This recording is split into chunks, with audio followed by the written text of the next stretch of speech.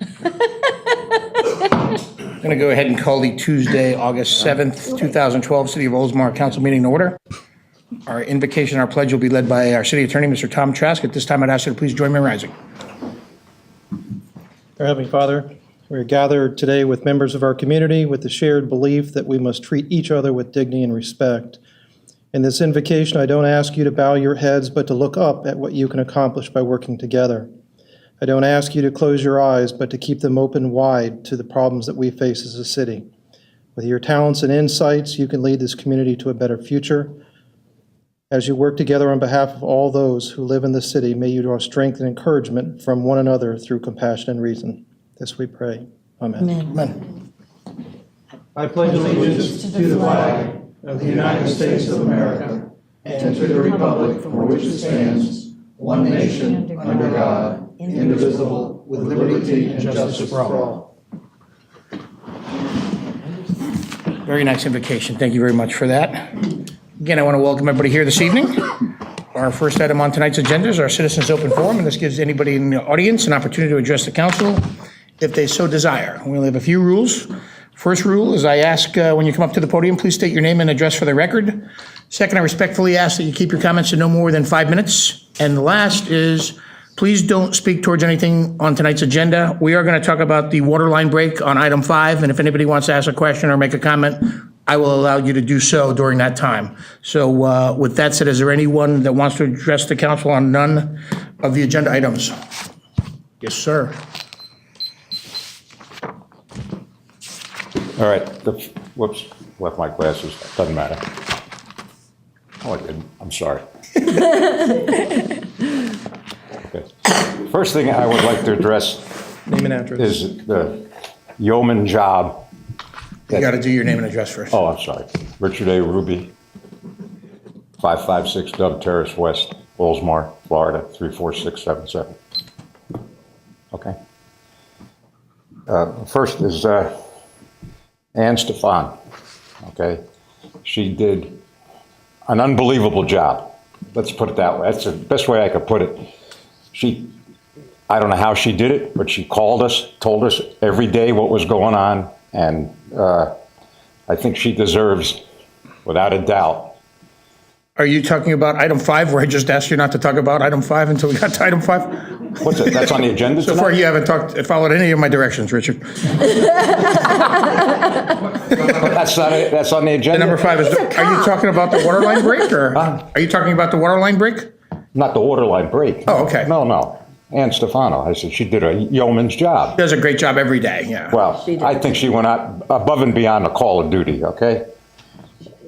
The second thing is the workers that found this leak eventually. They did a phenomenal job. Workers of what? Water line, number 5?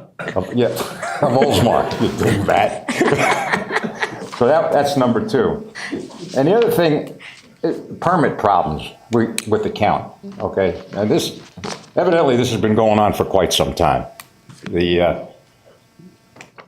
You have a problem getting a hold of them because it's, you call Linda in the morning and she'll say, it's not posted yet. This is at 8:30. I'll call back at 9 o'clock. It's still not posted yet. It's ridiculous. I mean, there's got to be a better way to do this.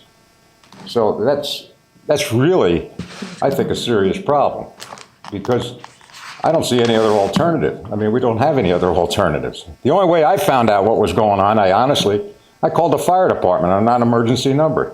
And a girl answered the phone and she explained to me what was going on. I said, well, what are you doing in case of a fire?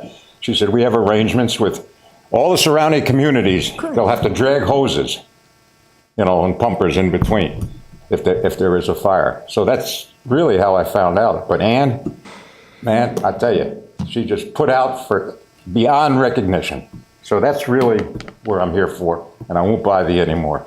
No bother. I kind of lost you a little bit, but you lost me a little bit. But I lost you? I think I got the gist of what I'm you were still saying. here. I didn't lose you. No. I'm still here. I'll even go out now. I won't stay around. I won't hang around. Oh, you can stay. Thanks, Richard. Thanks, Richard. Is there anyone else that wants to address the council? Yes, sir. I'm Walt Sig, and I'm the manager of the Gardens of Forest Lakes Condominium Association. And I'm here, board asked me to come talk to you about, they're having problems with, when they have been foreclosing on delinquent owners at their association, the water bills can amount to quite a bit of money. And they're not going to be the ultimate owners because the bank that is the original lender will be foreclosing. We just don't know when. Sometimes it could be within 3 or 4 months. It could be 3 or 4 years. However, at this time, to get the water turned on, because the association, once they foreclose, they are renting the properties because they cannot sell them because there's still an outstanding loan on them. So they're only temporary owners. And what the board would like is to have a little bit of consideration on perhaps taking the liens that are still on the water, keeping them still outstanding, however, allowing us to turn on the water, and then once the bank takes the ultimate ownership of it, then it would still be due, rather than to lose any money for the city. Right. Because again, if we were able to sell the property or to know we had a certain amount of time owning it, then we could say, okay, this investment is going to work out. Some of them we're going to make some money, others will lose some money because they owe a lot of money. We all know what the problems with the bank foreclosures and how slow they are. There's 160 units at the Gardens of Forest Lakes. It's a working class neighborhood, and they're trying the best they can. And so just like, we have met with Bruce, and he helped us, but the board would like some consideration of perhaps shuffling the liens and keeping them on the books, but allowing us to turn on the water. Of course, we'd make all the water payments while we own it. And then once those payments come due, once the bank takes over, because they are the ultimate owner, and then they can sell the properties and do whatever. It was my understanding that the city did agree to do that, as long as it's the HOA taking it over and not the private person or a group of corporation. private people that are trying to make money in the deal. Is that what you told me this morning? Yes, the ones that, I think there was 3 that actually, when you and I met, we had, you had given us the addresses. Yes. And the one that was in the name of the homeowners association, we did issue a credit on that. The others are in the name of a private corporation. Right. When the association foreclosed, there's 2 that when they did foreclose, they had to take it in an LLC. It's still owned by the association. And I don't know how we could work that out, to show where the ownership is. And that was because it was a deed in lieu of foreclosure. The owners gave the properties to the association rather than go into a formal foreclosure action. And so, but the association, again, still owns it only temporarily until the bank comes and forecloses.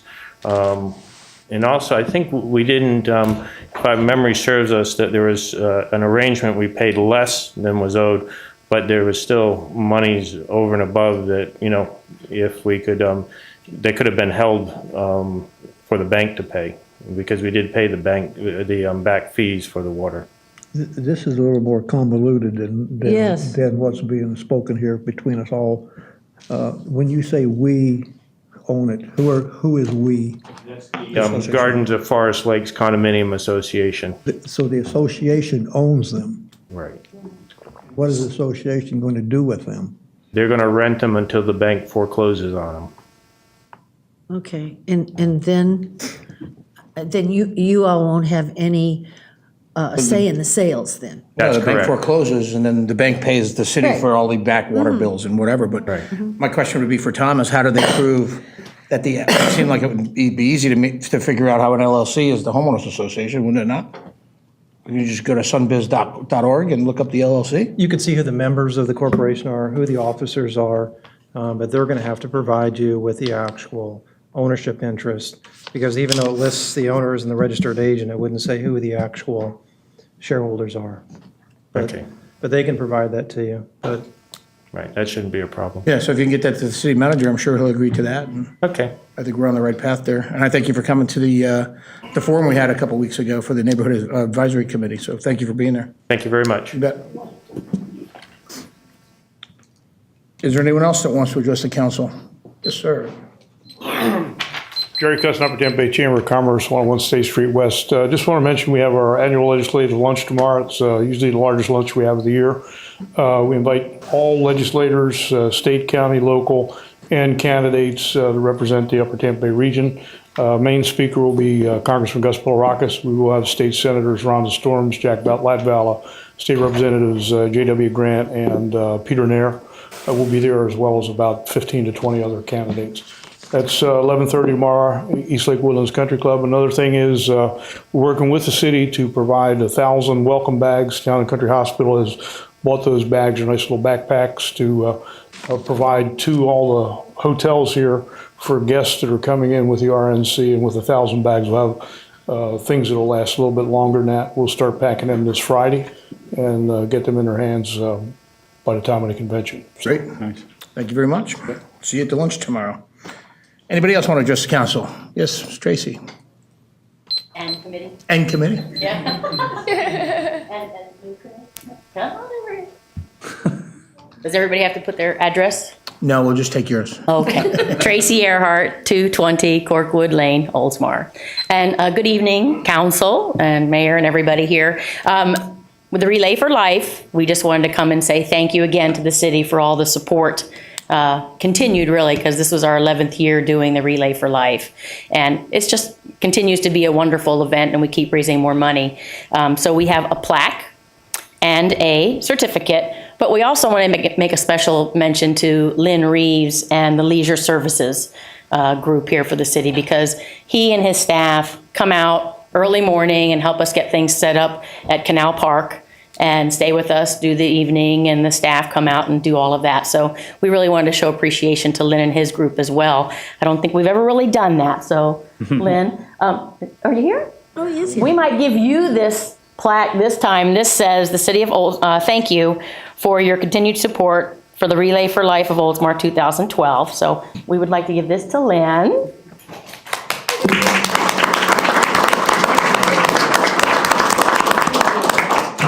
And this certificate says, the American Cancer Society thanks the City of Oldsmar for supporting the Relay for Life of Oldsmar 2012. Celebrate, remember, and fight back. So again, thank you all. We are looking forward to 2013, and we've got our planning committee going, but I did want to introduce you all to a new member. Yay! Kate Archer, who works across the way at Speed Pro Imaging, is new to the area, but she is jumping on board as our new chairperson for 2013. So Congratulations. Good get to girl. know this face. You'll get to know her energy. She's fabulous. So just want to say thank you again. What was the final count? Our final tally was I think we met goal at $65,000. 65,000. I knew the final numbers were coming in as July 31st. So, and any expenses and stuff that we have. Pretty good, because we lost the high school, we lost the City of Safety Harbor, so that's And we actually lost the outstanding. whole event at 9 p.m. And that too, yeah, forgot about because that. of the Yeah. storm. So Right. had we been able to stay open for another, Half a night. And yeah, a whole evening night, and right. 12 hours, we probably would have been able to make a lot more money. If the mayor had let the cut his hair, you'd have got 5,000 more. You might have only made $55,000, so it's probably good that I didn't. So again, thank you very much. We appreciate it. We look forward to 2013. And we appreciate you guys, Yes, all we your do. efforts for all you do for that event. Thanks. Because I know you've been doing it for a long time. And Yeah, You're great we at it. started You and have. been here the whole time. Yes, sir. You've been here since the beginning. Yes? Yes, yeah. So Tracy, do you know if collectively, since they broke off, that the three did as well as one? The Countryside and Safety? they've each, I mean, no, it's been a little bit more, because like Countryside, I think, did about the same as we did. And Safety Harbor, there was a little bit lower than what they'd hoped this year, but. Collectively, it was better than, Yeah. But that's always a good thing. So, Yes. Good, okay. So, it's amazing what Countryside does over there with all the students getting Yeah. involved and stuff. It's really cool to see. and by having it there, you Yeah, know, it's good for them. they're all amongst themselves. So congratulations, and we'll see you in Thank a you. couple of weeks, I guess. You bet. Thank you.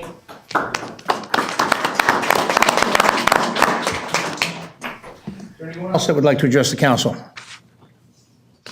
Anybody? Seeing no one else, I'm going to close the citizens' open forum. Our first item under the council agenda is our consent docket. Tonight, we only have 3 items. The first item is to approve minutes of June 19th, 2012 City Council meeting. Second item is approve July 3rd, 2012 City Council meeting. And the third item is to approve the minutes of July 17th, 2012 City Council meeting. Does anybody wish to change, pull, or question anything? Nope. Not, I'll take a motion. So moved. Second. Got a motion second, all in favor? Yeah. Aye. Opposed, motion carries 5-0. Next up under City of Oldsmar, we've got consider request for waiver of special event fees for fallen soldier remembrance. And Bruce, are you going to start that? Yes. Thank you, Mayor.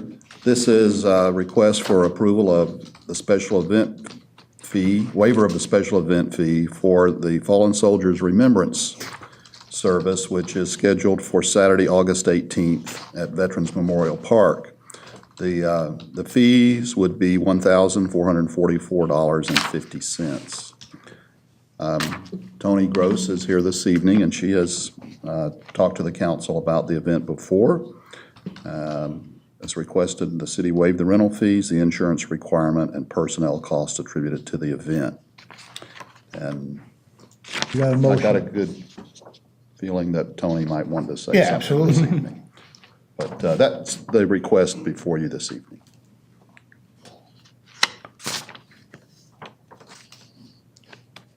Tony Gross, 711 Satin Leaf Avenue. May I answer any questions in relation to this? Maybe you just want to tell people that aren't familiar what the event's going to do and who's coming and things of that nature, if you'd be so kind. This is a rough version. It needs to be fine-tuned of the program.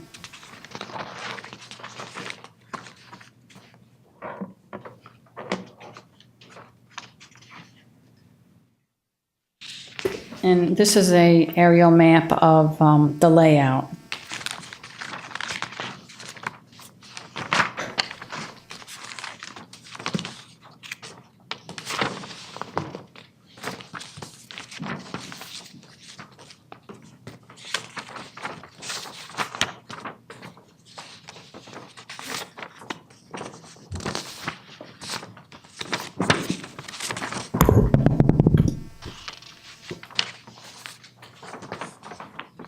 The event began as a smaller private ceremony, and I had met the governor back in January, and I put in a request to have the governor attend this, and then I got the call from the governor's office that he would be coming, so of course it changed the complexity of the whole thing, and that's kind of where we're at tonight. If it were a smaller event, then it probably would be limited to 100 or 200, but now we're thinking probably more. So of course there's parking and traffic control, and is this a private event as opposed to a public event? And according to the application, it is a private event, so that might help us a little bit more with security. And there is an issue concerning security, and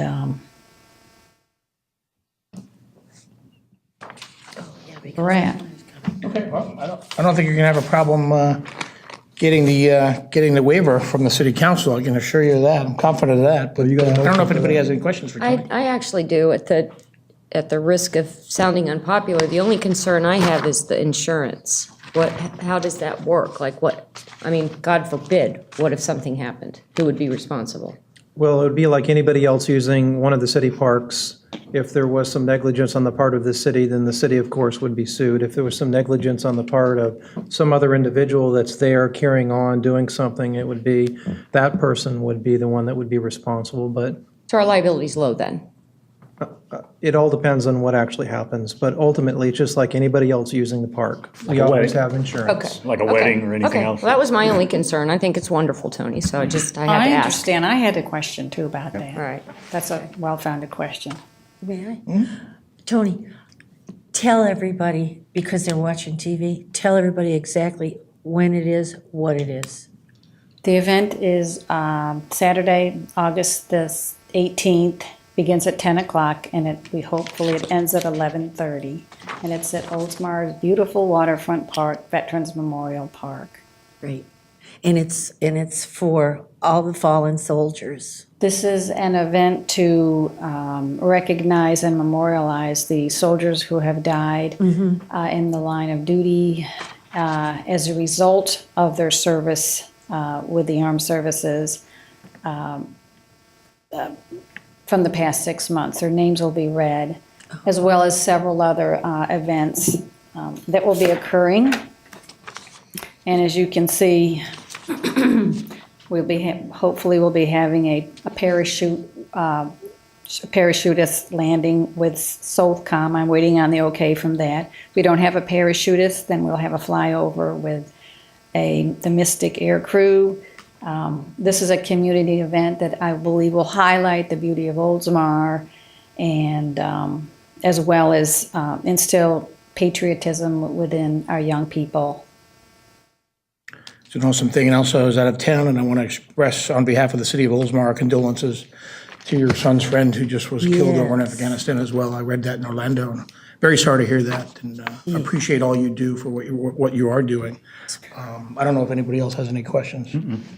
Appreciate City Council, Mayor, Jerry, Ann for their help with this, and also the Oldsmar Veterans Council for helping me with this. I do believe that if done properly and with proper security, that this will be a wonderful event, and perhaps it may be considered to be an annual event for Oldsmar. I think that would be an incredible, That'd be great. if it was annual. Anyway, you still have a motion. Okay, I got the motion. Thank you very much, Tony. Do I have a second? Second. Got a motion and a second. Any further discussion? Nope.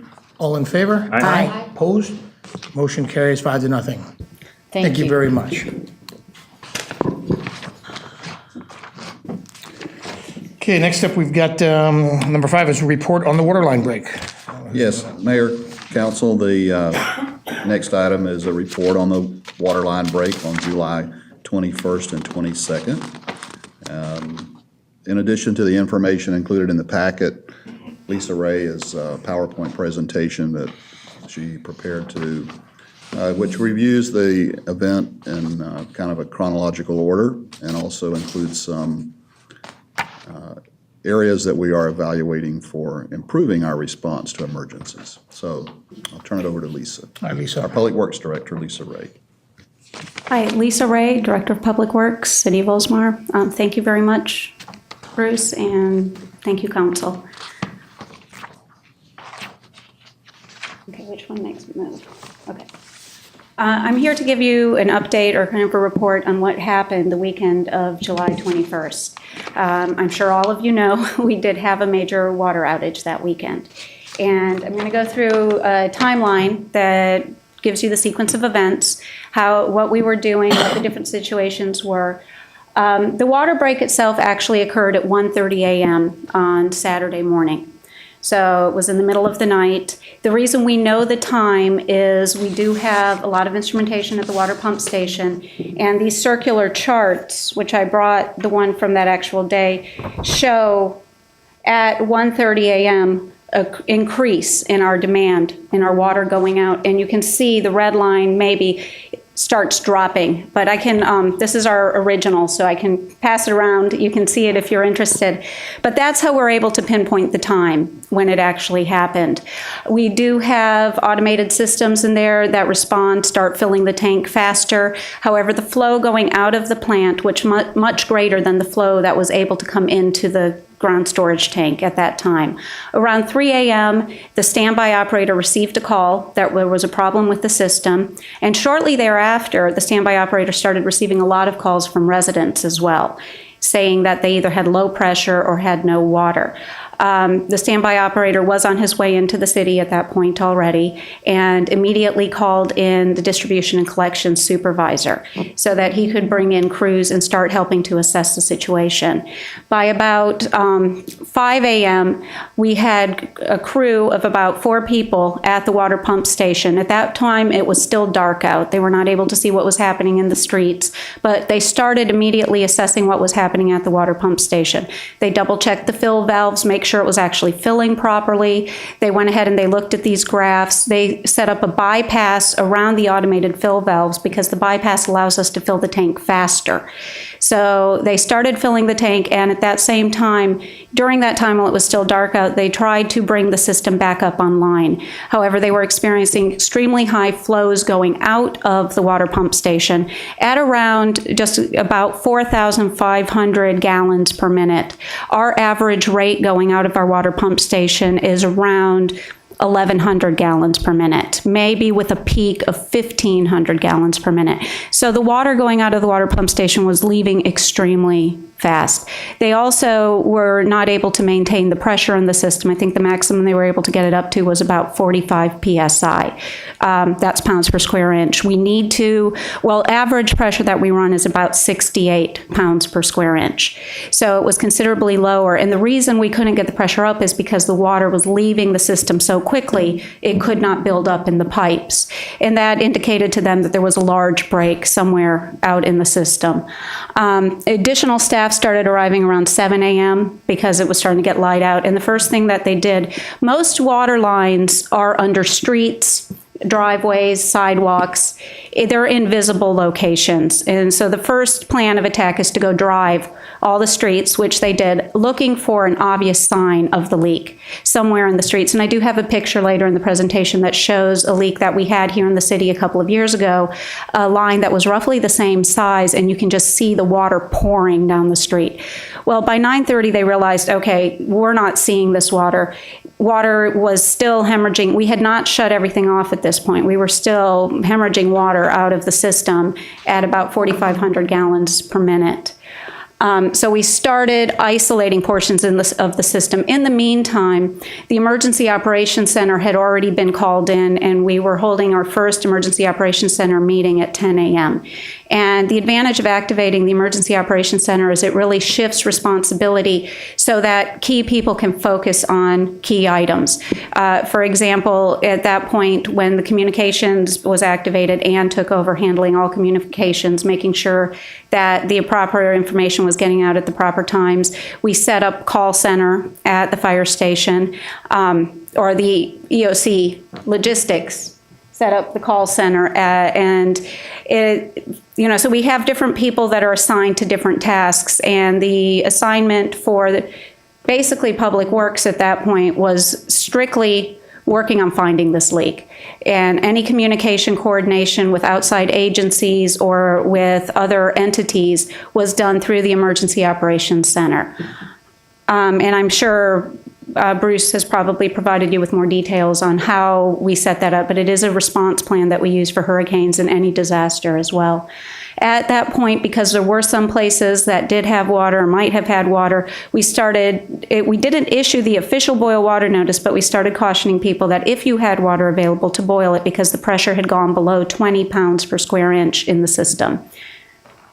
Now, the other thing that we started pursuing almost immediately when we realized this was not going to be immediate find, we weren't seeing it in the streets, was water stations for our citizens.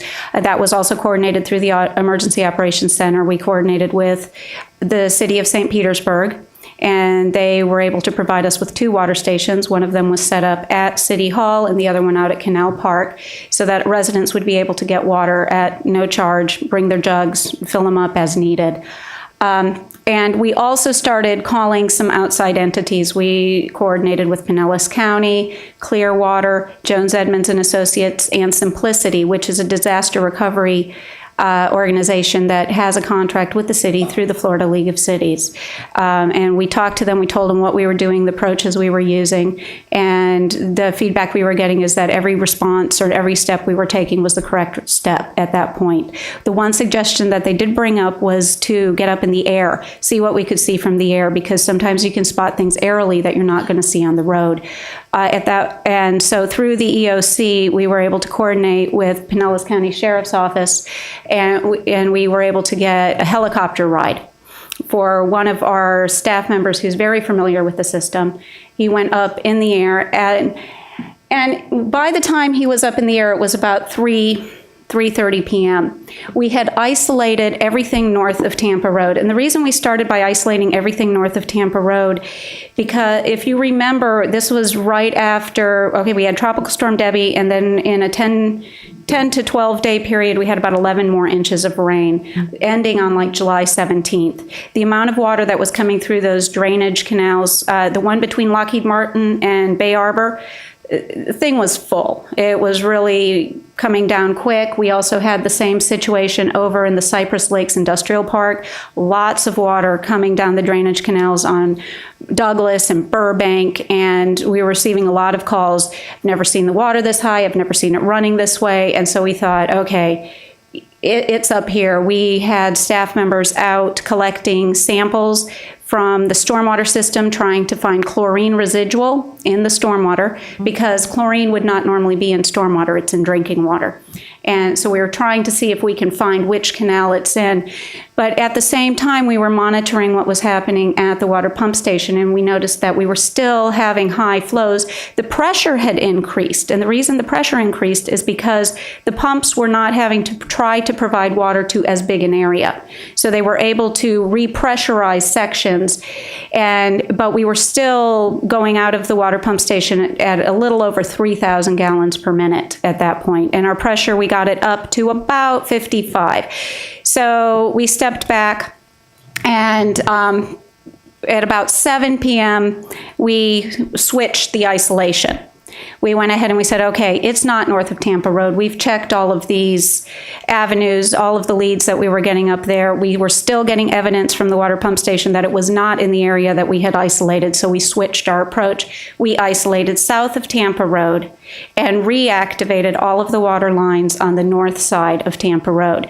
Except for the Cypress Lakes Industrial Park. We left that off. It was an industrial area. We figured there's not a lot of activity happening there. We wanted to make sure that we were getting it back to people who are actually at home and the residents, and trying to the active areas of our city. And that kind of held true with Mears Industrial Park and Sellers. We isolated them, but when it came time to turn everything back on again, they were lower on the priority list for that reason.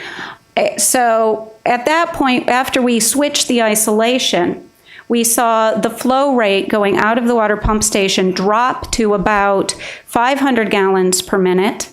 And then we were pressurized up to about 70 pounds per square inch. So we were pretty much pressure-wise back to where we needed to be. And the flow rate was back to something that was more reasonable. So that led us to a confidence factor. Okay, it's south of Tampa Road. And then we started in the west, moving our way eastward, reactivating the Gull Air Village area, East Lake Oaks, and Bay Arbor. And so by 11 p.m. on Saturday night, the outlined area was reactivated. They had water back. Not all of them were at 100% pressure, because if you notice, does this have a, oops. Okay, doesn't have, if you notice where West Oldsmar is, and it connects over, down to the right. Down by, right in there, there's a pipe that goes under the water. We still had that pipe closed because we had not ruled out the fact that it could be under the bay in that spot. But we have another feed into West Oldsmar from the north. So they were receiving the water from the north, but that impacts their pressure. They don't have full pressure, but it was a safe pressure, and they had usable water at that point. And so at about midnight, by that time, we had crews that had been there since 5 a.m. People were there 20 hours straight, outside in the sun, no breaks.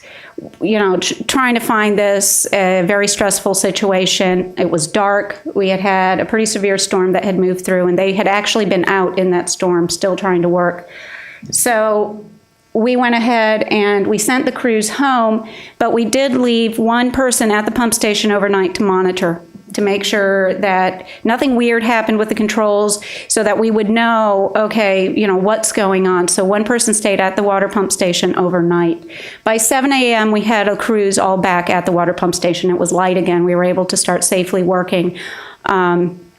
And so at that point, we had already decided what our approach was going to be. We were going to continue working from the north heading south. So we were starting to reactivate through the Cypress Forest Industrial Park. We were coming down. Now, if you look at this, you can see that there are two big lines that run on Tampa Road. You see that? Both of those are 12-inch distribution lines. One's on the north side and one's on the south side of Tampa Road. There are a lot of connector lines that come across Tampa Road. That's how we feed everything south of Tampa Road.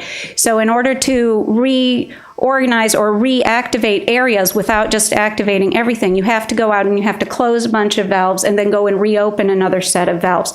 So you're working your way through. It's like hopscotch almost.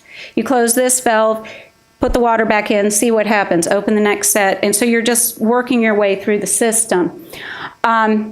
We were at about 11 a.m., we were working on activating along Douglas and Tampa Road. We were right in that corridor there. At about 10:30 a.m., because we had been looking at this for so long, we were worried we were missing something. We did have outside assistance come in as well. We had a representative from Jones Edmonds and Associates come in and just look at everything we were doing, and Pinellas County sent a couple of people to look at it as well. In the meantime, we were still getting calls from Clearwater, St. Pete, all of them offering help. Again, the assessment was, they would ask, did you do this? Yes. Did you do this? So really their assessment was we were on the right track. We were activating along Tampa Road when one of our crew members was flagged down by Roy, who had found what, at that point, we weren't convinced was the leak because there was no water coming out of the pipe. And so before we announced that we had actually found the leak, we wanted to make sure it was the leak. So we opened some valves and we went ahead and we repressurized the system. And this is what it looks like when there's no water coming out of the pipe. The submerged pipe, you see the little call out that says where the submerged pipe is. It's right next to the caution tape. It goes right into a drainage ditch that drains towards Tampa Road. As soon as it goes into those two culverts, those two pipes there, it's gone until it goes into a stormwater pond over by State Street in Clarendon. You know, the FDOT pond that's full of cattails there? That's where that water ends up. So as soon as it went under the road there, it was invisible. We really couldn't see it. Even when the water is flowing, when we were verifying the leak, all you could really see is this small amount of bubbling. Mm-hmm. And that is 3,500 gallons per minute going into that ditch. And that's all it showed. It was under a palm tree. So when we were up in the helicopter looking for it, you couldn't see it. There's also a couple of high cell towers in that area that made it harder for the helicopter to get in really close in that immediate area. And from the street, you have all those water lilies or, you know, different vegetation covering it. From the parking lot, there was a hedge. Now, one thing I do want to point out is if this had happened at 1:30 in the afternoon, we would have known in 5 minutes. Because when we went out and we looked at what happened with the thrust blocks and how this broke, the first thing that would have happened is there would have been a huge spray of water. Because this is an old fire line, an 8-inch line. And at the end here, it has a T. The T was just, there was no bracing, there was no restraints on the T. All that was there was what's called a thrust block, which is a concrete section to hold it in place. Yeah. And with all of the rain that we have had, and you can see if we go back, can I go back? Let me go. Well, it only had maybe 3/4 of a foot to a foot of cover on top of this. So what happens is you always have this 70 pounds of pressure pushing against this concrete block, trying to push it. And the thrust block, if it's buried deep enough and if it's large enough, can withstand the pressure. But as the soil around it starts to erode away or get soft, the T and the pressure from the water is going to win. It becomes like a pressure washer, and it's pushing away at this thing. The first thing that happens is it created a little split, and we can tell this because of the way it gouged on the edges, and water would have sprayed up. And so people working in those businesses right there, or people passing by, would have all of a sudden seen this big spray of water. And in fact, if I go back to, if I go forward one, in this aerial, you see the circle is the area. The building to the right of the circle, to the east, Their break room is right next to, they have picnic tables right out there, right next to this stormwater drainage canal. You know, odds are there would have been somebody out there smoking a cigarette or taking a break. So it would have been a much different situation. It would not have impacted the city this way. It wouldn't have impacted the city at all. Because we would have seen it, somebody would have seen it immediately. We could have gotten out there and responded to it in 5 minutes. Going back to this aerial a little bit, you can also kind of see the location more clearly. We've got two 12-inch lines, one on the north side, one on the south side, and you can see some of the crossing lines. There are more crossing lines to the east and more crossing lines to the west. So you have to open and close valves on both sides of the street in order to properly isolate it. Now, a typical water main break, and this is a picture I had mentioned earlier, this happened about 2 years ago right off of Tampa Road in front of the Abbey Apartments. This is roughly the same size line. It was hit by a contractor. This wasn't even a full break. The contractor just kind of gouged, they were doing a directional drill. They gouged a 3-inch section out of this line. And this is what it looked like within 10 minutes of them hitting it. Like I said, almost all of our pipes are under roads. This is what we were looking for in that first 2-hour period. We were looking for something like this because of the flow rates we saw going out of the plant.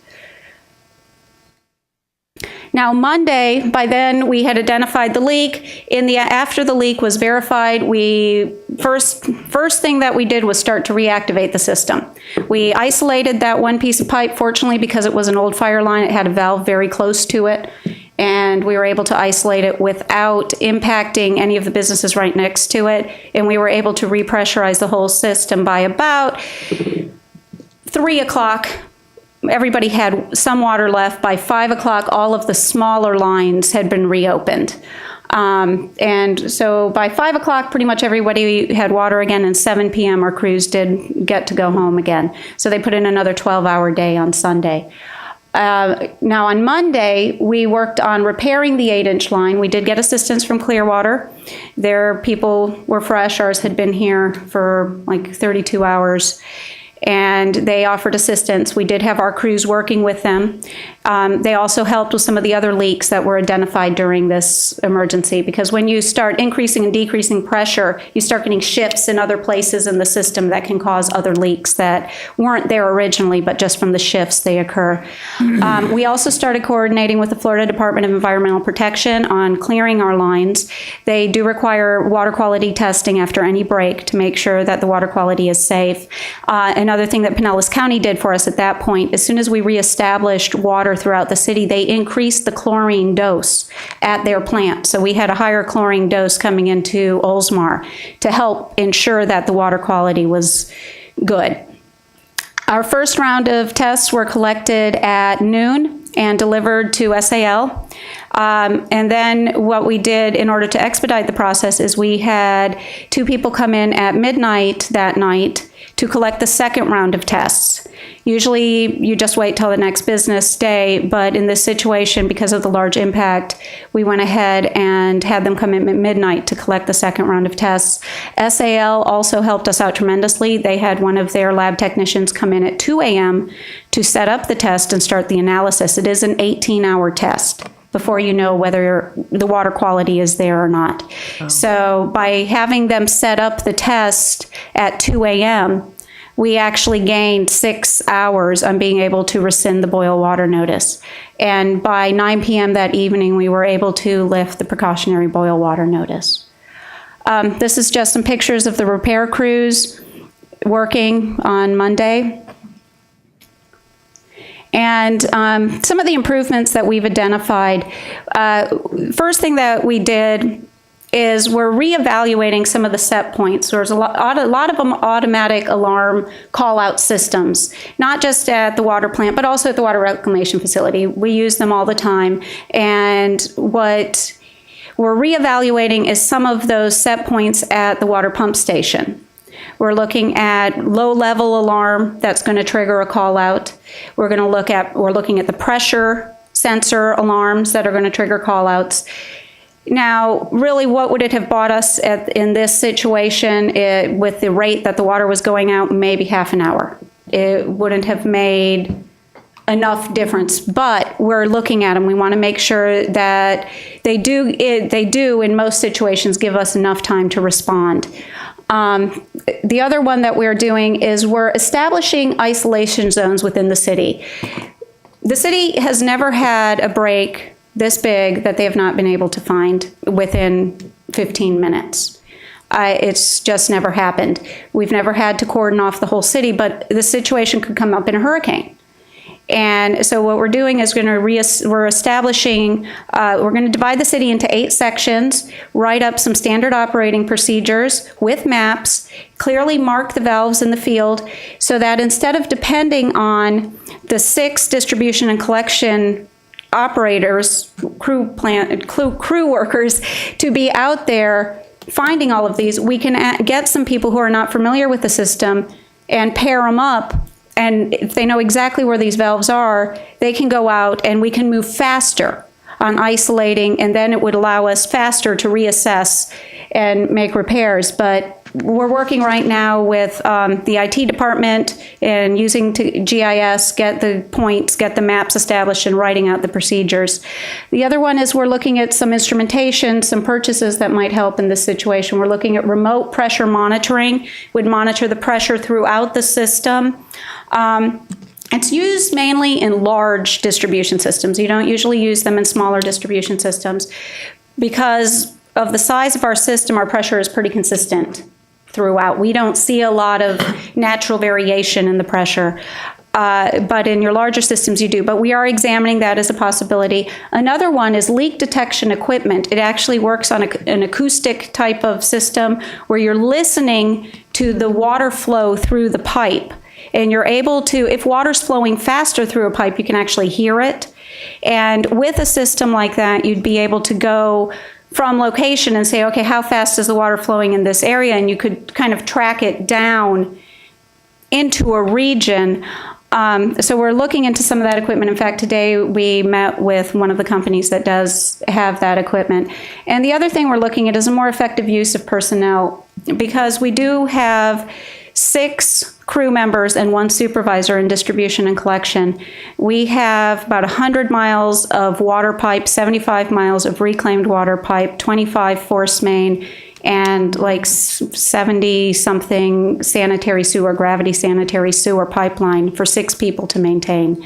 So we're trying to come up with a more effective way of using our staff so they're fresh in a situation like this. Break them into 2 teams. A couple very knowledgeable people on the first response team, a couple very knowledgeable people on the second response team. And then when you don't run into the 18 to 20 hours straight of the same people, we're able to give people a break. Because I know probably all of you have worked at some point in an exhausted state, and it's not the same. So that's one of the other things that we're working to establish. It'll also allow us to team up with other divisions and bring in other divisions to help us.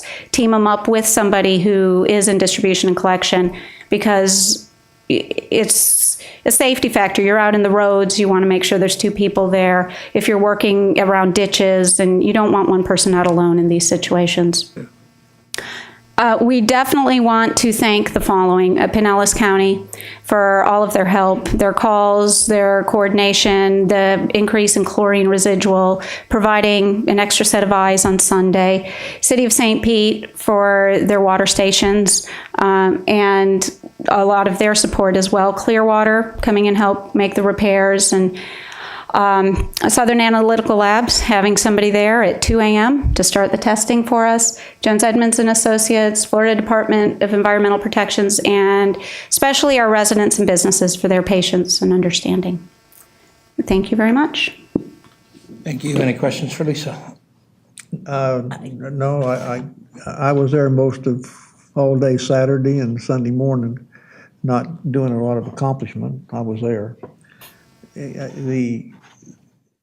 I'm very impressed with what you have come up with to maybe alleviate the time factor in a way if we have another major break. But and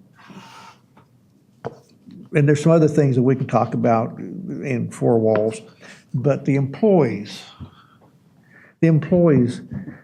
were dedicated all day long Saturday.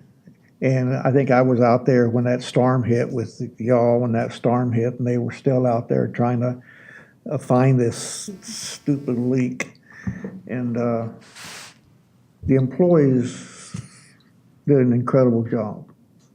We would love to have found the leak within a half hour, but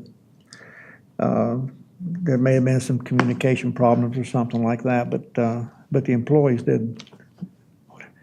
When I went out there, when I heard that the leak was found, I went out there to where it was, and I had to get within 30 feet before I saw that stupid pipe underneath that drainage ditch. You had to stand right on top of it.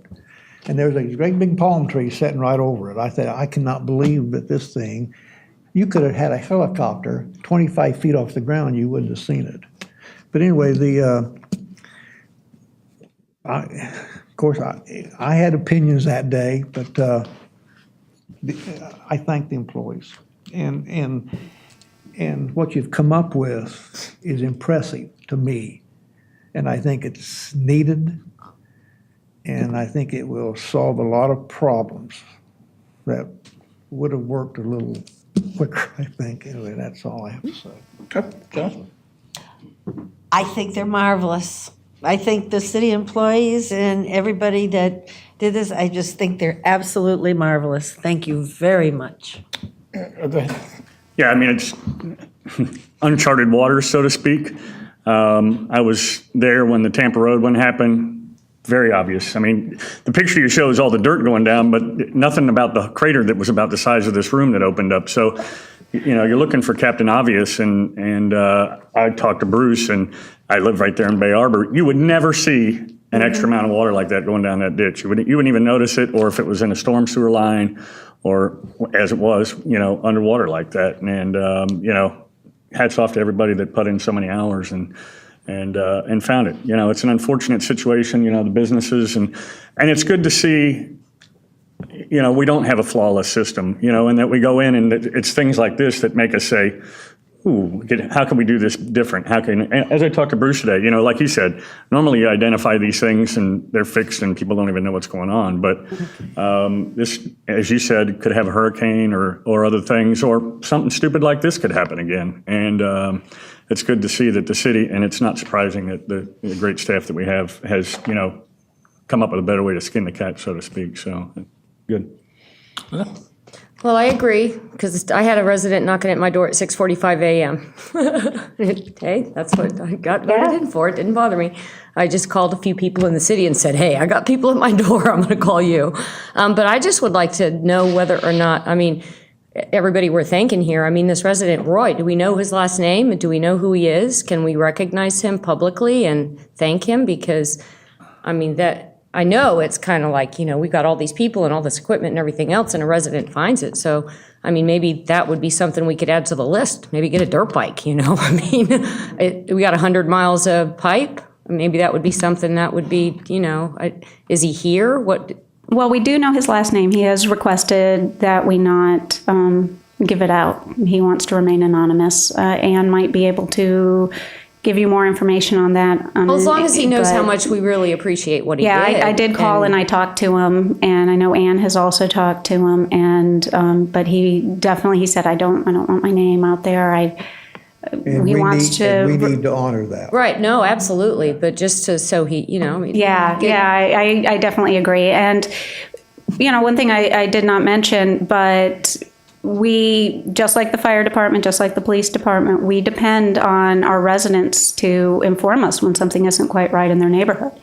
You know, we don't have the people, and you wouldn't want your water bill if we had enough people for somebody to be standing at every corner watching all the time. You know, so we do depend on our residents, and, you know, every call, I mean, it doesn't matter if you think, oh, this is nothing, it's trivial, call us, let us check it out, because you might not realize it could be more. It could lead to something more. It might be something small to start with, but in a couple days, it might shift and get bigger. Mm-hmm. So we'd rather hear about it and get an opportunity to get out there and check it out when it's still small.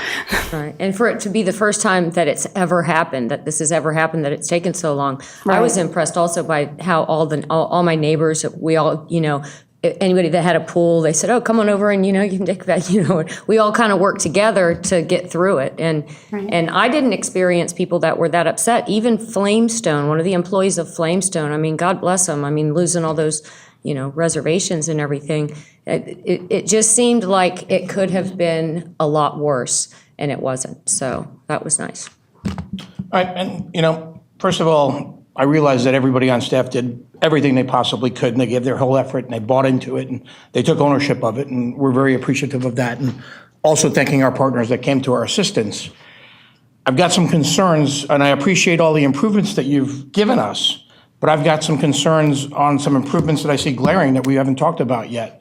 For example, when we knew the leak was at 1 o'clock and we didn't do anything until 5 o'clock, it seems to me something should have happened sooner in that time. It's also my understanding the fire department might not have had water from 1 to 5, and they didn't even know about that. Well, it wasn't that we didn't do anything. There was an employee who responded during that period of time. But should you have been called? I don't know if I should be the one calling the counselor in at 7 o'clock on Saturday morning to say, hey, nobody's got water in the city. Well, I knew it. That shouldn't happen.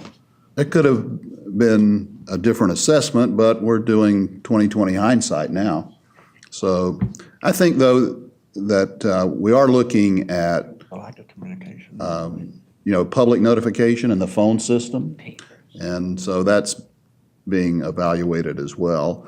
And we're planning to buy a new phone system in the next budget year. I'll replace the phone system, so this will be one of the factors in that. But we are looking at how the public calls us and notifies us as well. And because I think that's the glaring weakness in the whole operation, was our communication, A, with the council, and B, with the residents, so the council can communicate with the residents. Well, that's what I said, all the praises I was given. I did make the mention that I think the one thing we could have worked on was the better communicate. Well, we've already talked about this, the communication, like from 5 o'clock on, and which you're working on. That's what this is, and the communication to the council. And I think both Ann and the city manager understands the communication with the council from now on, which. Right, and again, I understand we had the perfect storm go on, right? I get that. But we've got to make the improvements so when the perfect storm happens again, we're going to be 100% better than we were in this last effort. And that's my only point there, is I was disappointed. And I take responsibility. I'm responsible to the residents that elect me. That should have been something I questioned 6 years ago as mayor. What was our plan for this? I missed it, so I'll take full responsibility for that.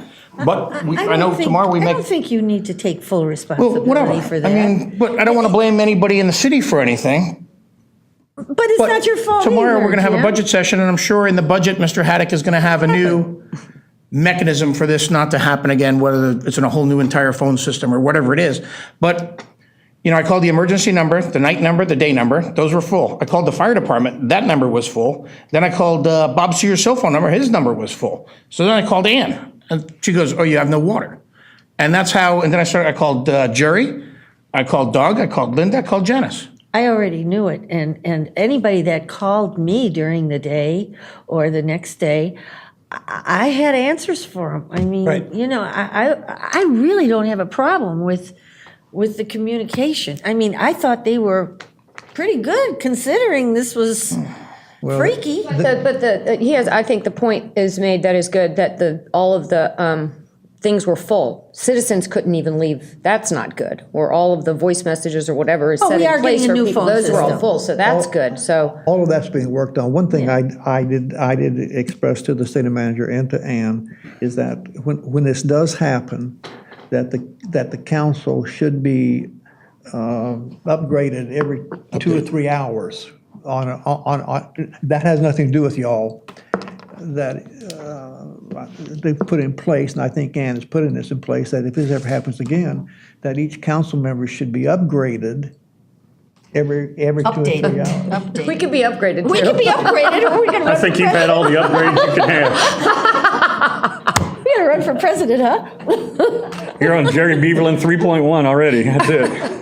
Is that what I said? He's blushing. Twice. He's blushing twice. Oh my God, Jerry, you're all red. I do this all the time. I mean, you ought to be in my house sometimes.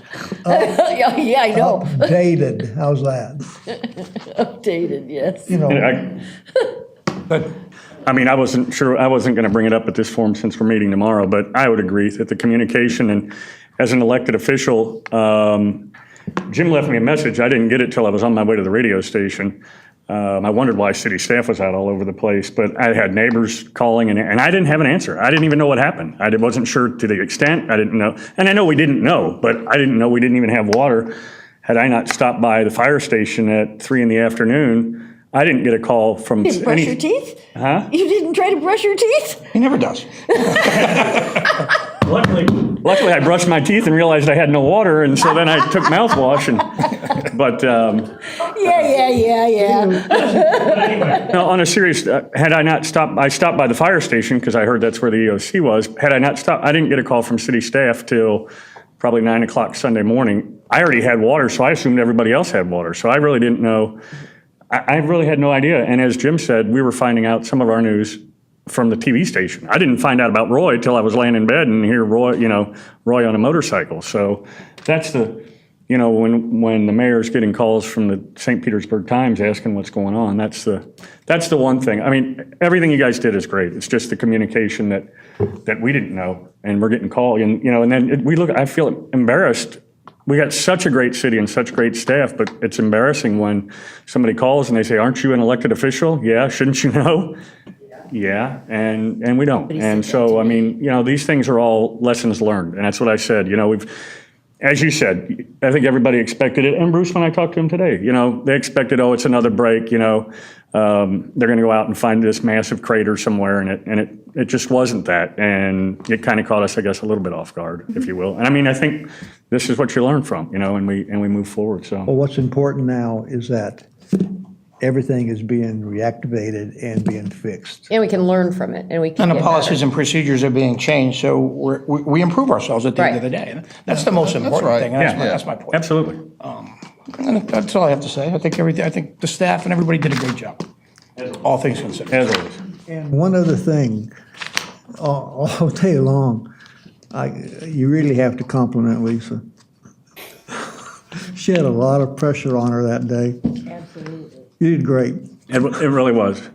That was probably one of the hardest breaks that you could, I mean, other than under the bay. I don't know what you would have done there, Scuba Lisa, but, And it's kind of too bad it didn't happen on a Friday at 1:30 where, everybody's working, and right away they would have known when the toilets didn't work that, hey, we got a problem here. And Yeah. it would have been a lot easier than at 1 o'clock in the morning. And I get it. And there was a hellacious thunderstorm that happened Saturday night too that was just ridiculous.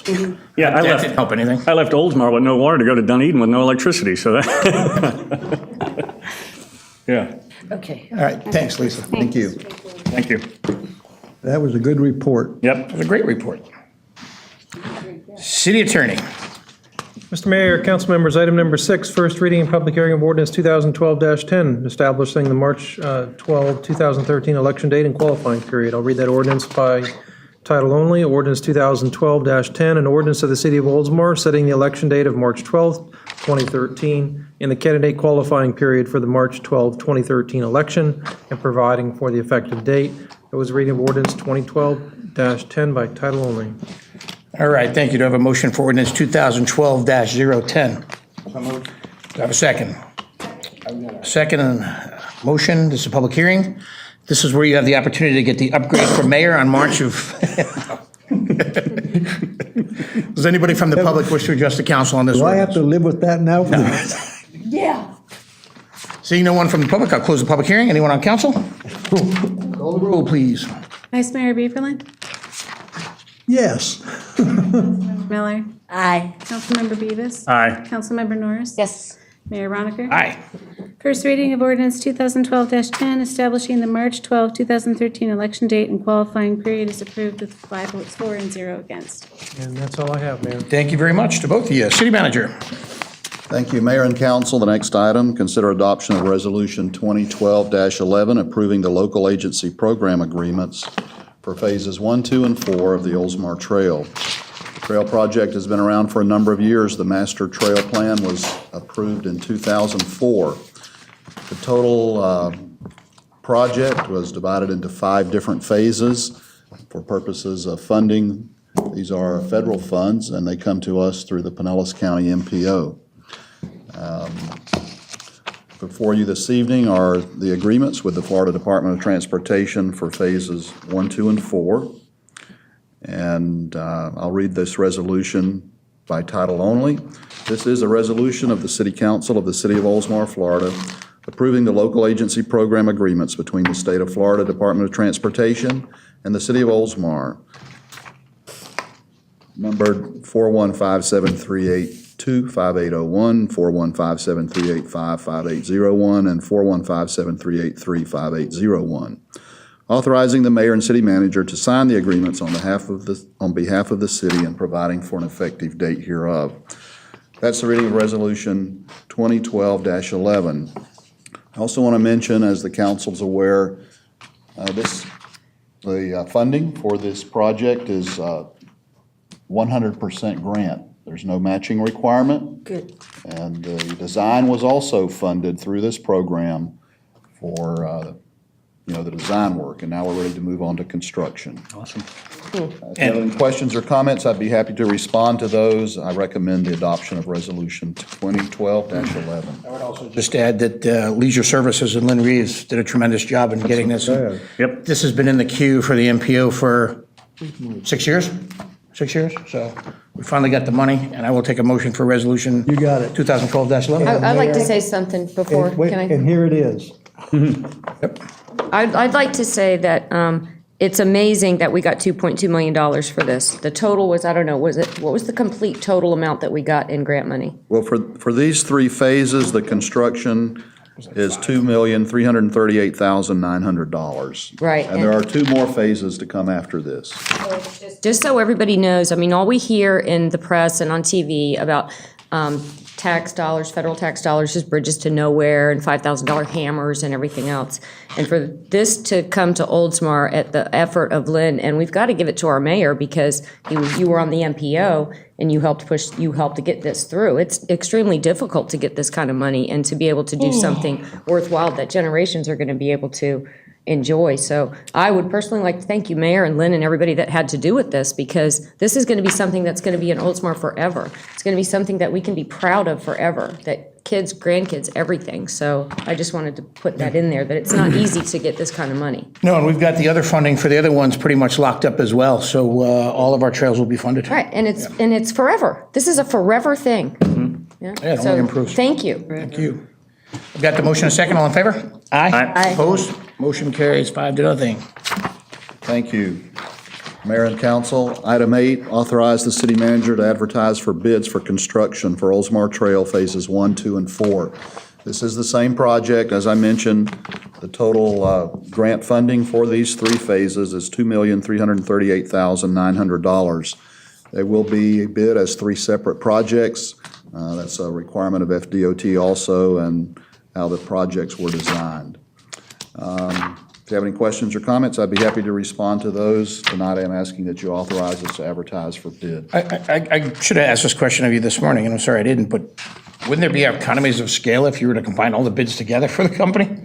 Well, we asked DOT about that, and that wasn't the way they wanted to do it. It is possible that one contractor will be the successful bidder on all 3 of them, or perhaps 2 of them, but we already went down that road, and it's their money, so we're doing it their way. There's a hard way to do something. It's all right there. On that. Well, the same thing. You can't get any closer in proximity to the projects. Okay, if that's what DOT wants to do, that's fine. We'll still I have to say one thing. If there's a hard way to do something, DOT will find it. It just seems like it should just be one project. All right, I need the motion to authorize the city manager to advertise for the bids. Do I have a second? Second. Got a motion and a second. All in favor? Yes. Aye. Opposed? Motion carries 5-0. Thank you. Thank you.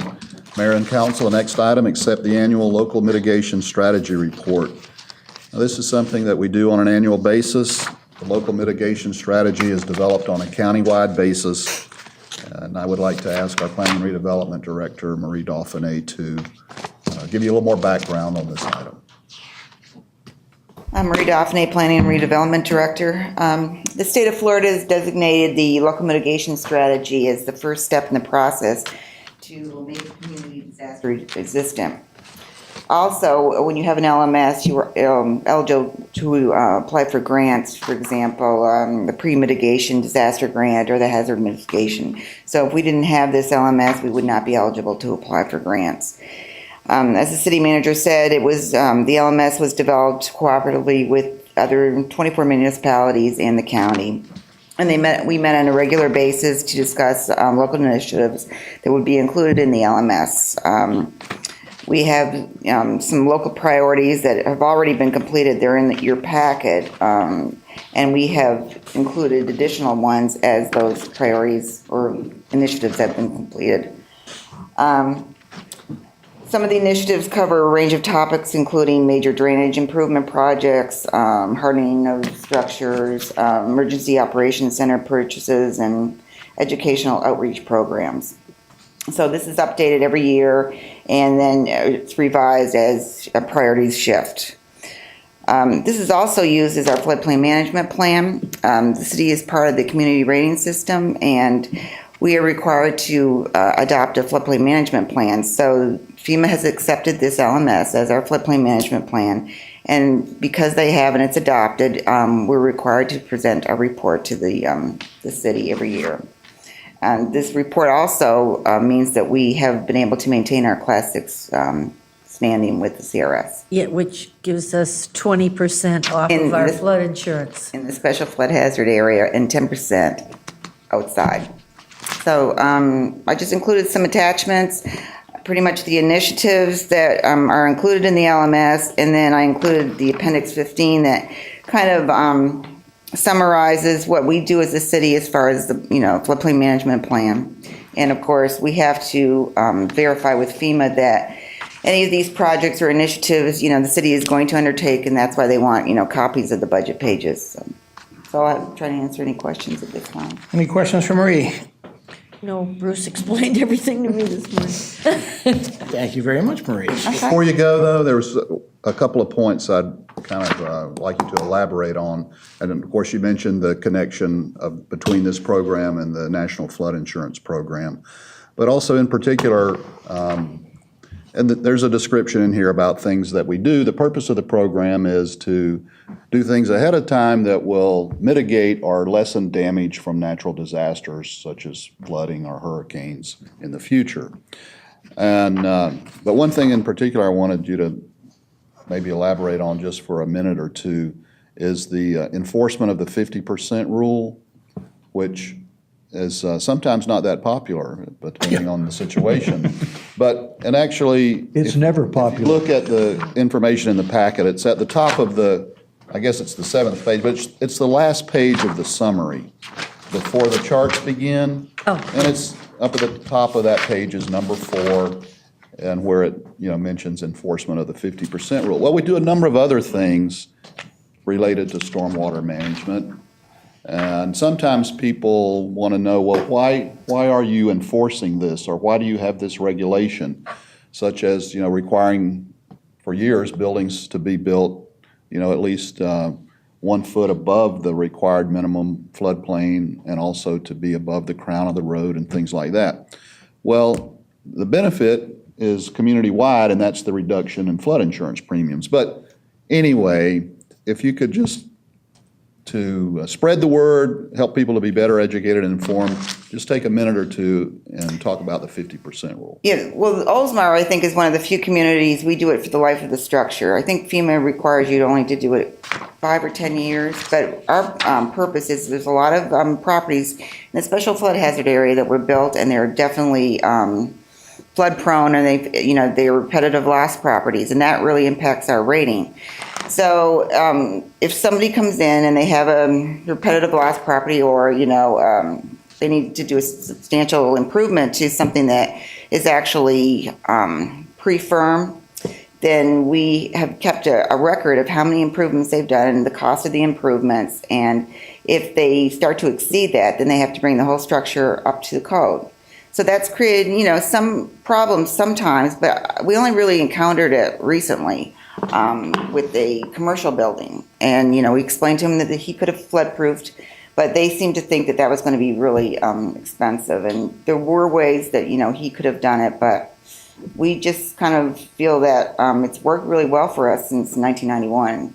As far as the CRS program, we've continually, garnered more points by proposing new ordinances and new initiatives, and, stormwater maintenance. All the departments have kind of joined in to help us, get better and better as far as our rating. And so it just improves everybody's flood insurance premium discount. That doesn't really explain it, but it's, Does it? no. Explain what it is. Oh, 50% of what? 50% of the value of the property. I'm sorry. Okay. Minus the land. Right, minus the land. So there's a value of the property. Do a little. Minus improvements that do it they've already like put this. into the So, building. yeah. So your building could be worth nothing. No, I fall under this, and it really, I understand example, the your- reasoning behind it, but for those of us that are under that rule, it really is. I always assume that people understand it, but No, they if your house was built in 1950, for example, and you didn't do any improvements, and then you came in like, say, 1970, at that time, there's a value placed in your house. So say it was, without the land, $150,000, and you wanted to make $50,000 in improvements. So, we would You're okay. document that, right? But then maybe 3 years later, you wanted to make another 50. So actually, you would be exceeding that because you can only go up to 75,000. If you do that, you're in trouble. Right. So basically, you can only improve your house 50% the dollar amount of the value of the home minus the value of the land. Right. So if your entire property is worth 200 and they determine that your house is worth 100, you can only improve it $50,000. Right. But if it was improved previously, we've already got that record. So then we're going to subtract those improvements, whatever that is. There's And a that's what- base and that's what value. people don't understand. Yes, and that hurts. Yeah. Because it could be That a hurts. previous owner. Yes. Well, for example, I just spoke with a woman today, and she is going to go in for a pre-mitigation grant. Now, she had a lot of flooding with Debbie, and, she said Charlie and everything else, and she said constantly, it's cost her a lot of money to make these improvements, and her insurance keeps going up. So she's going in for a pre-mitigation grant. I think her base flood is like three or four, and she's on Shore Drive. So, really the best thing, FEMA's going to help her, I think up to $150,000, give her grant money so she can construct a new home, demolish what she has or move it or whatever. Oh. And so her insurance premiums will, decrease, and it's going to be better for the community. Because a lot of these homes that are pre-firm or, whatever, sometimes there's, boards or something can, blow away during a storm, affecting other properties in the neighborhood, so.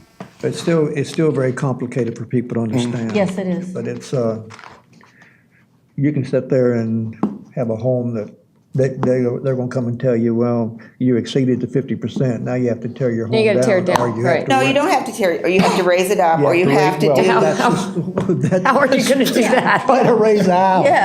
Yeah. There have been some Yeah, there have been. homes that Yeah, there was has. their, There has. that was what they did. Or built on top of the home. Most of them are residential in terms of the properties that we have. FIRM is a flood insurance rating map. And really, I think it went into effect, the first regulations about 1983 or 84. No, we have maps back to 72. Well, maybe it was 70. But anyway, up until that time, you could have built your home. And there's some commercial properties, but it's primarily residential.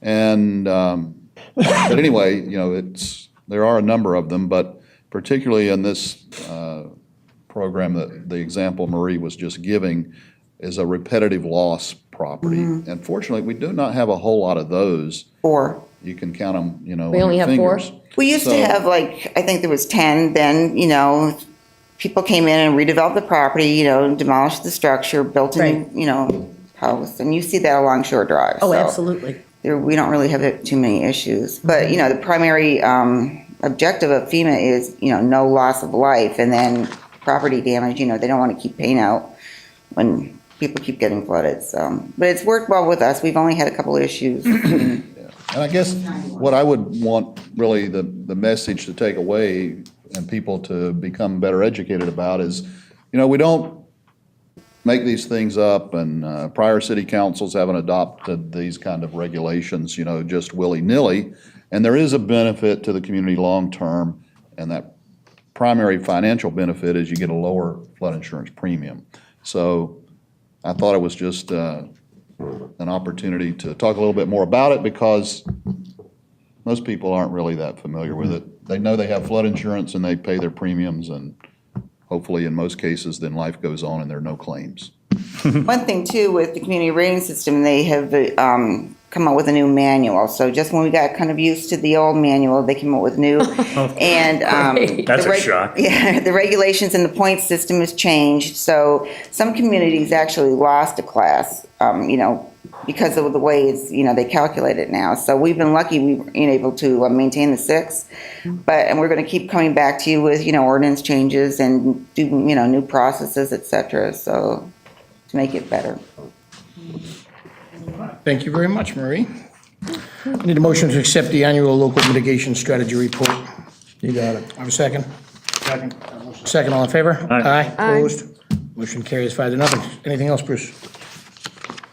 No, but when you get to item 10, I'll probably talk about that for a minute also. Okay, Thank you. yeah. City Clerk? Just to share that the August date, tomorrow is the deadline to request a mail ballot for the August 14th primary. And to remind everybody that you don't have to be a Democrat or a Republican for the primary, because there are nonpartisan, seats up. There's judges and school board members, so vote. Very good. Thank you very much. So we've got Schedule E tour of the reverse osmosis water treatment plant. You wanted to say? Well, the suggested dates and times are Tuesday, August 28th at 4 p.m. or Wednesday, August 29th at 4 p.m. At this point, at the end of the month, we expect the plant will be substantially complete. We will not yet be producing water. We'll be in the testing phase. But I think it'll be a good opportunity if the council would like to take a tour of the plant. It will look, I think, significantly different from the last tour that you went on a few months ago. But that's, whatever, if one of these dates work, or you want to. I don't know if it doesn't matter if we pick a date. Both of those dates might not work for me, just because what's going on in Tampa during that 2-day Oh, period. yeah, that's the RNC, Yeah. right? So I Either don't know works if for I'll me. I'm not invited to anything yet, but Here's the whole thing, though. You will we'll be. see. You're not, I am. Are you? Yeah. You're the only one in the county then. No. I don't know. I don't know what they're doing, so. I turned mine down. Here's the radio. I did. So whatever date's good for you guys. It I doesn't like the matter. Tuesday just because we do stuff on Tuesdays. So. That's fine. Yeah, that's fine with me. And then I can let you know if I'm not going to be here before then. I mean, if something major happens, we can always on board. Yeah, 4 o'clock I should be able to come anyway. It's only going to be an hour, so. It's primarily evenings, I think. Yeah, But anyway, yeah. That would be so Tuesday, August 28th at 4 p.m. Yep. And meet on site on Commerce Boulevard. Okay, that sounds good. Tuesday's good with everybody, right? All right. See you guys Tuesday on June Thank you. 28th. Thank you. Comments by council members. Janice looks like she's raring to go, so we'll start with her. Oh, she does? Oh, okay. I just want to say that I'm glad the problem is over, and I think you guys did a great job, but also, I wanted to tell you guys about my adventure. I flew last Oh, you did your car Thursday. trip. I flew, no, By- we can go. by I flew to drone? San Diego. I flew to San Diego and drove a 16-foot moving truck, pulling a trailer with my son's Jeep on the back of it, to Annapolis, Maryland, because he is teaching at the United States Naval Academy. You actually in drove? West Point. From where? From San Diego. San Diego. From San Diego, we took 8 out of San Diego to 40. We stayed on 40 through Arizona and New You don't have to Mexico. go through the streets. And then we hit every mountain. I mean, we hit every mountain below the center of the country. And I'd have this thing floored, literally floored. I couldn't push it down any further, and it's going 43 miles an hour up the hills. We had 3 days to get there. Wow. We got there. We left at 3 o'clock Saturday morning, we pulled into the BOQ at Annapolis.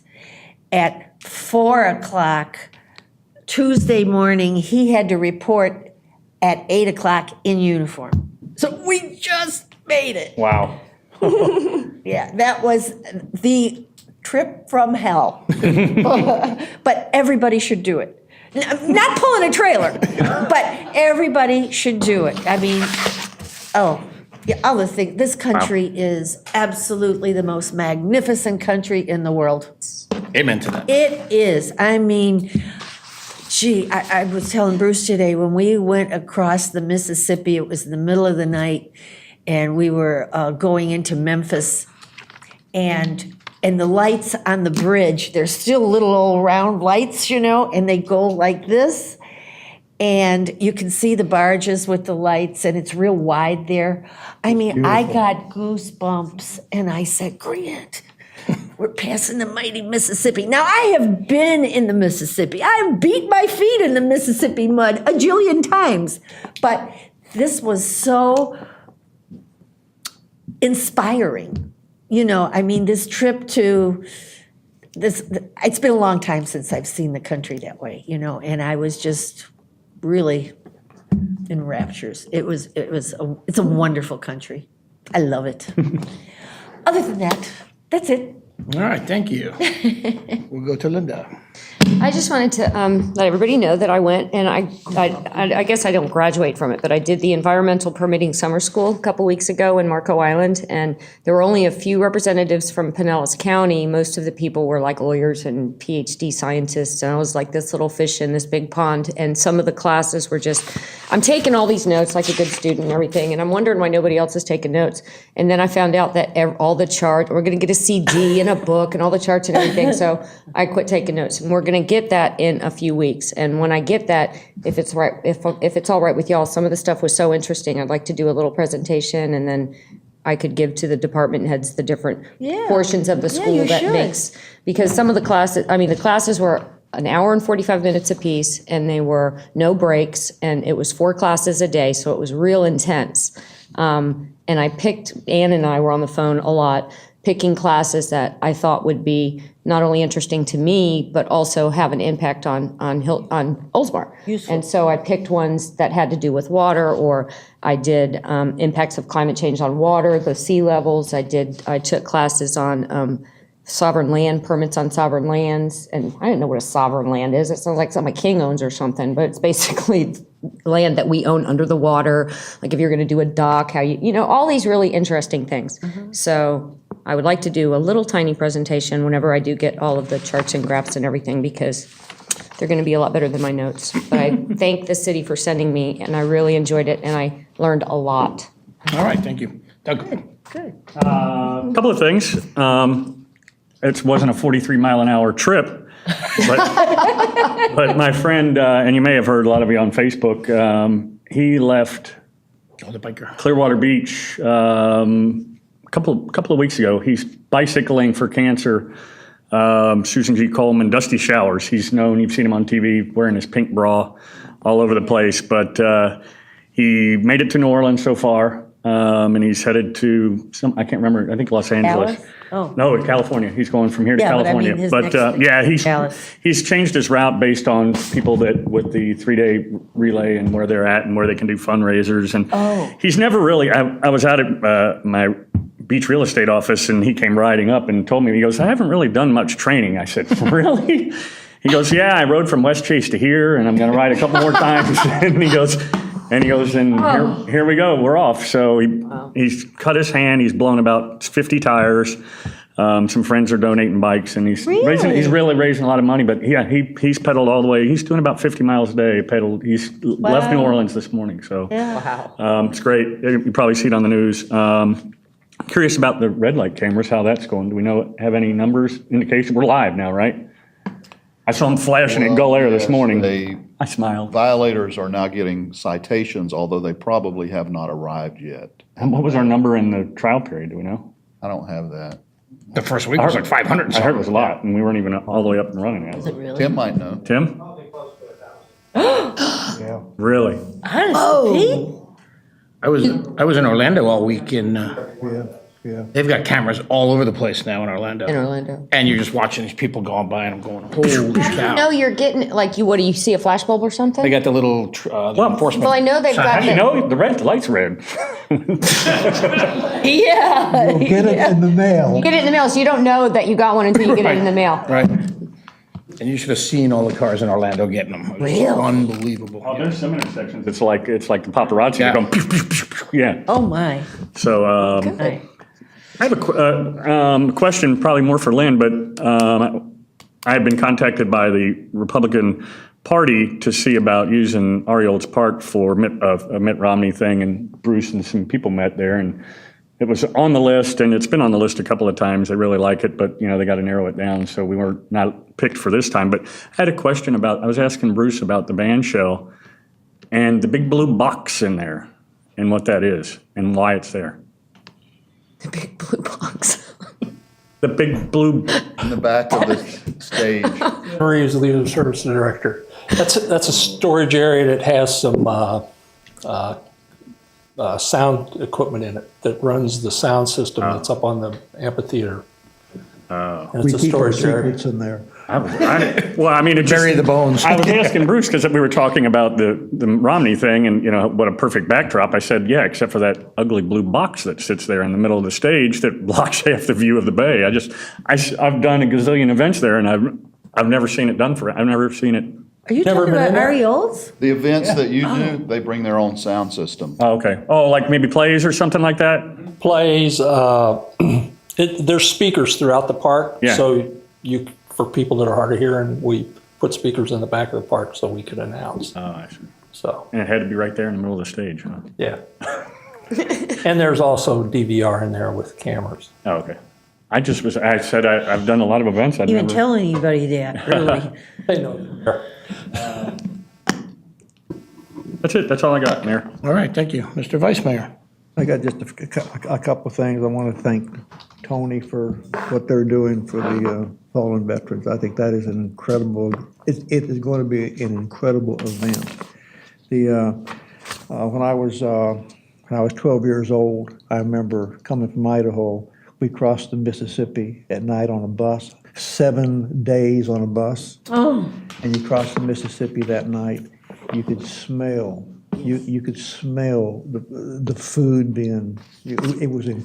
I never will forget that. It was incredible, especially a young kid from Idaho. He had never been out of the mountains in his life.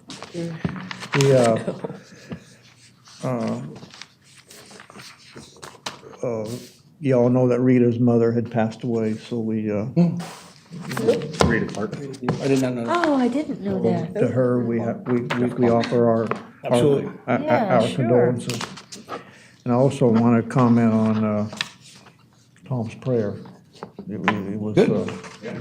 was very inspiring. I was the only one that lifted my head because I was looking at everybody. It was incredible. And one last thing, I at an antique shop where I usually find things, Oh, geez. which I give them to the city, not the Florida. Tampa Bay. Oh, yes. Yeah. This is a. I saw that today. This is a 1879 coast chart, Nautical chart of Tampa nautical Bay. chart. and But what's so part of the interesting Gulf of about it Mexico. Yeah. is that it shows the, in 1879, this is called Tampa Bay. This part is called Old Tampa Bay, but right out here is called DeSoto Bayou. Oh, for Pete's sake. And it shows Booth Point. Doesn't show Safety Harbor. It shows Philippi Park, or Count Philippi, where he brought the oranges. He's the one that brought citrus to this part of the. Oh, yeah. Anyway, this is a good chart that the Historical Society and the city can. Thank you. 1879. That can, they can handle it. 1879. Yeah. Thank Kind of you. rare. Yeah. Okay, what about that, that statue of Tim? What about that Statue of statue of Tim? Ari Old? The statue of Tim. Hey. You're not supposed to know that. That's a surprise, yeah. No, I mean, that statue of Ari Old, yes, but we need to make sure that nothing happens to it because we're going to try Well, and, what, you need to fix it. It's in bad shape. that's what Timmy But was anyway, telling me. that's up to the Historical Society. Anyway, that's all I have. I just want to thank you all for who you are. I've got a You know what I concern, and I don't know if it should be a major concern or not, but school's gonna start in like 2 weeks, and they haven't done anything to the crossings where these kids are gonna cross. Really? What is happening with that? Now, they've done some painting Are they? on the crosswalk, or it says, school ahead or something. I haven't noticed I anything. think Yeah, that they've was done on that. St. Petersburg Drive, but I thought they were gonna have blinking lights on 580 and, Yeah, You wanna- yeah, we thought they were going to bring the speed I mean, limit it's getting really down. close, and I'm not seeing a lot of activity right there. Good and My question. building's right out the corner. Lisa Ray, Director of Public Works. I have been actually yesterday and today in contact with FDOT and Pinellas County about the improvements that need to be made. There are quite a few things still on the list that need to be done. They guarantee us that they will be done by the 20th. And we're kind of following up with them regularly now, kind of every other day, just to keep everything on track. But they had several intersections. They're coordinating getting them all done at the same time, and they said ours will be complete. Tim is going to a meeting tomorrow. Tomorrow also, where these same representatives from FDOT and Pinellas County and the school board and the sheriff's department will be there as well. So we're monitoring it, but like I said, I got an email today from them guaranteeing it will be done by the 20th. Because it just seems they're cutting it awfully close, it's 2 weeks away. I mean, Yes, But there's an awful lot of work to be agree. done there, yeah. Yeah, aren't they supposed to put up signs 20 miles so. an hour, 15 miles an hour and all that stuff? They will be putting up, and Tim, you can provide more detail on exactly what, they will be putting up some signs. They will be putting the striping on the road that says school zone. Yes. With the kids and the triangles. We're also, you want to talk about a couple of the things? Tim Jacobson, Senior Engineer Technician. Basically, there's limited what DOT will provide us. The blinking lights will not be going up. They will be providing the they call blackout for the turn signals to the right-hand turns there at the intersection. They will be restriping everything to put school zones, just like we have done on St. Petersburg Drive, in addition to signage school zone. But typically what you see is the flashing school Yeah, zone. why won't they give us that? That will not be put Why? up on Why? DOT. What's the reason? those are only done at schools. That's correct. So they're going by the national traffic code out there, so they're bound by the code. So however, they are doing not everything the PTA is looking for, the school board's looking for, however, they are moving in the right direction. We do have a meeting with the open house for the school board on Thursday evening, which I will be attending to represent Oldsmar's position and answer any questions for them. However, we anticipate everything getting done before, it's 9 days before school opens. So we're pushing it all the way to the wire. However, thanks to Pinellas County Sheriffs and Pinellas County, in addition to everybody else, we got Plan B, C, and D in place, just in case for some reason we get multiple rain days where our work actually gets pushed because, as you know, can't paint the roads with rain on the roads. Yes, right. However, so we do have Plan B, C, D, and a few extra Maybe if they if get they it don't in the come morning. through. So I would also try to get them to paint the crosswalk over at Tampa Road and Forest Lakes Boulevard. That looks pretty bad. yeah, everything's on the list to be done. As you know, budgets are tight with everybody. However, we're getting what we can get out of them, and we've had several meetings out there. In addition to, I met with the Sheriff's Department this morning to go over, handed out flyers to local businesses. As you see out there, my name is up on the marquee flashing to let people, a contact person to let them know that the school routes will be changing. So they have a direct person to go to in Oldsmar. So we're moving that to Forest Lakes Boulevard tomorrow morning to and then relocated just before school, depending on how much activity we get off So they don't, the signs. they don't make exceptions, huh, about the I was under the flashing impression it lights? was going to be blinking lights. Yeah, it goes by the national. And the sheriff can't even request it from DOT? It goes by the They're just going by the national uniform code. Yeah, Right. That's what they go by. Because of accidents and liability and everything across the board, it's uniform. DOT does what the book says. As you know, they do it how they What do about, it. what about Stop lowering the speed to accidents. 45? We had talked about That was put on their list. Hasn't been determined that they will do that. There's several items what the DOT has come back to actually say we're not going to do that. So basically, we'll meet with the crossing guards along with the principal of the schools and the head of the PTA and go through each items and address what happens when the school opens. So basically, can't say everything's going to be done, but we'll adjust and make it right, keep the kids and the crossing guards safe. Good, thanks. Huh? Did I announce? Should you announce what? I don't know what you're asking me. Like I told you this morning. I would wait. Okay, Yeah. okay. Tomorrow, 4 o'clock is our budget session, right here. Look for a spirited debate on the budget. No, I think everything should go smooth.